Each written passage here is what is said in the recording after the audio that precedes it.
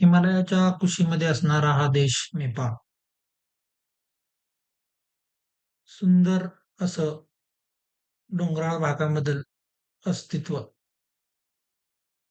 पण आज सकाळी या देशामध्ये पुराने हाहाकार केलेला आहे. आजची परिस्थिती ही अशी आहे. मुळातच हिमालयामध्ये असणारं हे नेपाळ नावाचा देश, यामध्ये पूर आलाच कसा? कारण पावसाचा तर लवलेश पण नाहीये तिथं. तर याचं कारण आपण बघून घेऊया. रुसावा पूर्णपणे पाण्यामध्ये वाहून गेला आहे. हे जिल्ह्याचं ठिकाण आहे. वाहनांची परिस्थिती बघा कशी आहे. नेपाळकडे जे उपलब्ध आहे त्याच्यानुसार त्यांनी मदत कार्य चालू केलं आहे. पण परिस्थिती खूप वाईट आहे. भारत हा शेजारी राष्ट्र आहे, त्यामुळे भारताने पण खूप मोठ्या प्रमाणावरती मदत केली आहे. 105 भारतीय बेपत्ता आहे असं सरकारी आकड्यावरून सांगण्यात येत आहे. ही काही दृश्य आहेत, विचलित करू शकतात तुम्हाला. पूर्णपणे गाळाने माखलेलं गाव. आता समजावून घेऊया की नेपाळमध्ये मुळातच पूर का आला आणि पूर येण्यामागची कारणं काय आहेत? कारण आता सध्या आणि गेले 4-5 दिवस तरी नेपाळमध्ये कुठेही पाऊस नाही. मग पाऊस नसताना पूर आलाच कसा? याचं कारण आपण समजून घेऊया. तर 26 ऑगस्टला सकाळी 9 वाजता अचानक पूर आला. ही सामान्य मान्सूनची परिस्थिती नव्हती. अतिशय कमी काळामध्ये चिखल, दगड, पाण्याचे प्रचंड लोट हे तिबेटच्या जवळ असणारा डोंगराळ भागातील हा गाव आहे किंवा जिल्हा आहे रुसुवा. तर त्या ठिकाणी ही परिस्थिती निर्माण झाली. गावे, रस्ते, पूल, जलविद्युत प्रकल्प हे सर्व नष्ट झाले, उद्ध्वस्त झाले.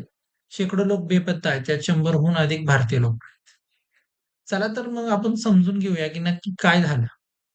हा पूर नेपाळच्या उत्तरेकडील रसुवा जिल्ह्यात झाला.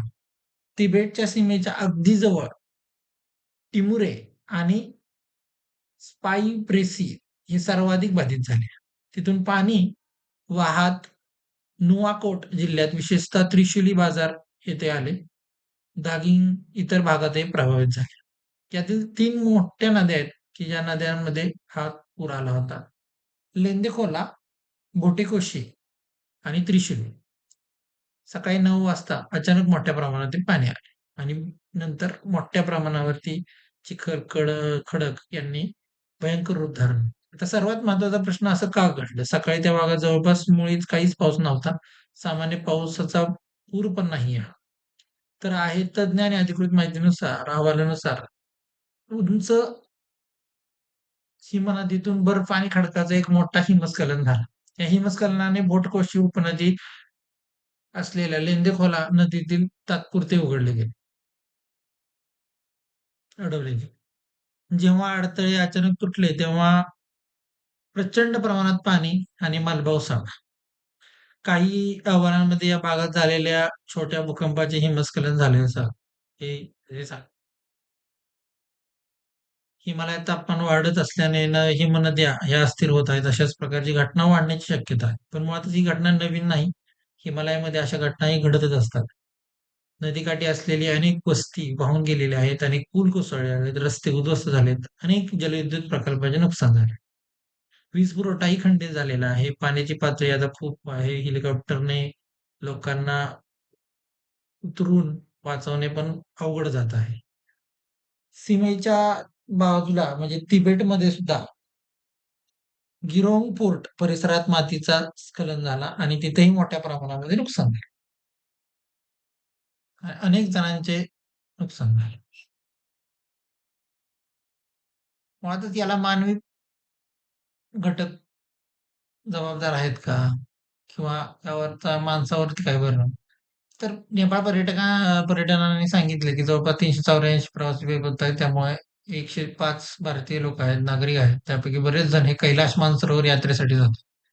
भारतीय दूतावासाने लगेच आपत्कालीन हेल्पलाईन नंबर जारी केला आहे. पंतप्रधान मोदींनी नेपाळच्या पंतप्रधानांशी संपर्क साधून मानवतावादी मदत आणि बचाव कार्य आश्वासन दिले आहे. पण भारतीयांशी संबंधित बेपत्ता लोकांपुरते नाही, तर बोटेकोशी नदी त्रिशूळीला मिळते आणि त्रिशूळी नदी पुढे नेपाळ नारायणी नदीला प्रणालीचा भाग बनते आणि जेव्हा ती भारतात प्रवेश करते तेव्हा तिला गंडक असे म्हणतात.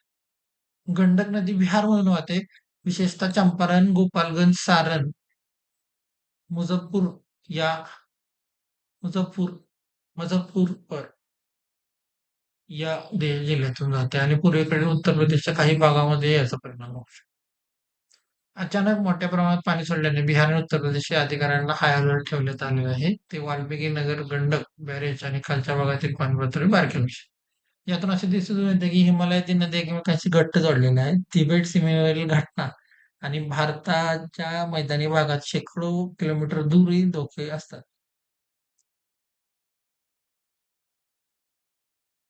अशा घटनांमुळे हिमालयातील प्रदेश, हवामान बदल, हिमनद्या धोक्यांबाबत किती संवेदनशील आहे हे पुन्हा एकदा समोर आले.